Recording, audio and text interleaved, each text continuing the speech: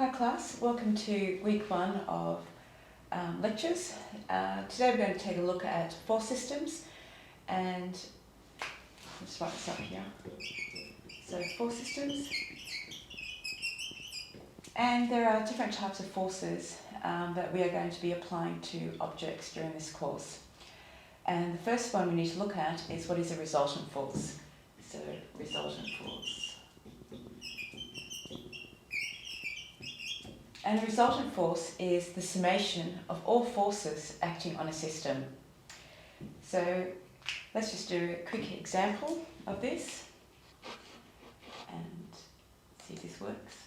So here we have our mechanics problem, and we have two forces. We have a 6 kilonewton force and a 2 kilonewton force. And we need to be able to resolve these forces and find a resultant force, so we need to add these two forces up. We need to break these two forces up into its horizontal and its vertical components. So if I draw an axis here, we have y and x. So I'm going to take this 6 kilonewton force, and I'm going to break it up into an x component and a y component. So we know what angle it's at. It's at 60 degrees. So we're going to have, on the horizontal component, we will have f of x is going to equal, it's going in the negative direction, so minus 6 cos 60. And in the y direction, we're going to have f of y equals, it's also going in the negative direction, minus 6 sine 60. Okay, so we need to do the same thing to the 2 kilonewton force, and we're going to have a y component and an x component, and here we're going to have, we know what angle it's at 45 degrees. And it's going in the positive direction, so we're going to have f of x equals 2 kilonewtons, and it doesn't really matter which way we go because sine and cos are the same.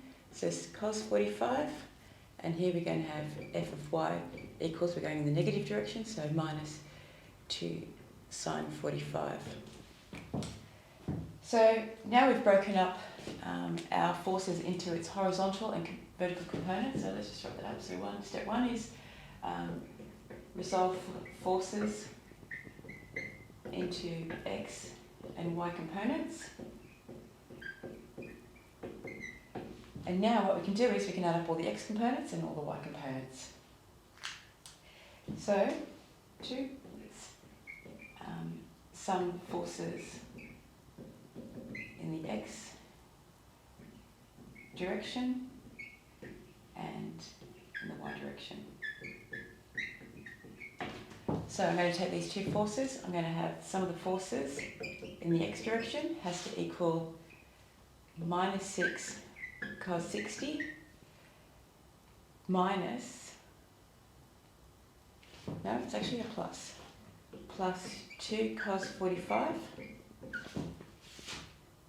and that's going to give us minus 1.59 kilonewtons.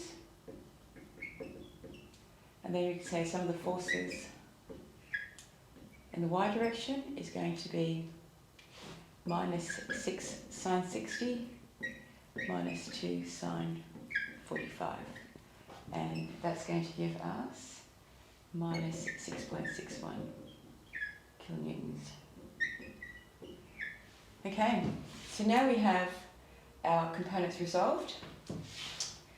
We can redraw this and say, so this is my f of x, which is minus, and my y is also minus. And how do we resolve these forces? If we take it head to tail, and then our resultant is going to be f resultant. So then we can just use Pythagoras.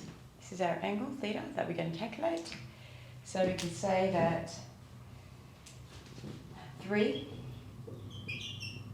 using Pythagoras,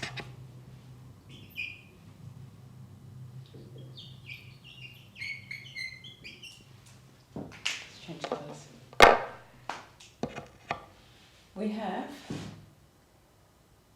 f of the resultant is going to equal the square root of the sum of f of x squared plus the sum of f of y all squared. So we have minus 1.59 squared plus minus 6.61 all squared. So f of r has to equal 6.8 kilonewtons.